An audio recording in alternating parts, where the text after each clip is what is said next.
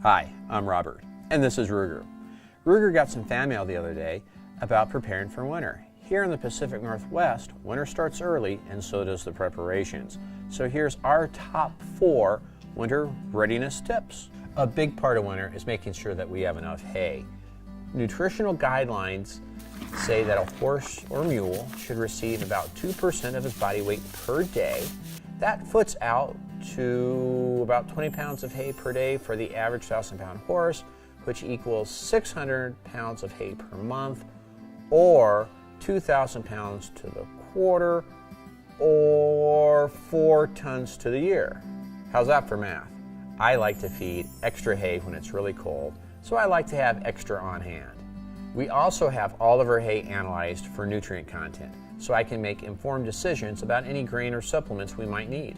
Number 2, check those water heaters to make sure your stock tanks don't get super cold. Horses and mules drink about 10 gallons of water per day, and they like it best at between 45 and 65 degrees. If the water is super cold, horses and mules also tend to drink a lot less. Drinking less can turn into all sorts of problems, namely dehydration and colic, which are never good. I also make sure that I have spare water heaters on hand now, because once the temperature drops, they're going to sell out fast. Number 3, do we have enough light? We all know that winter means a lot less daylight for trail rides and fun stuff. It also means a lot less light for barn chores, feeding, and it can be really hairy for vet visits if you don't have adequate light in your facility. So, are your barn and stalls light enough for grooming and doctoring during those long, dark winter days? Number 3.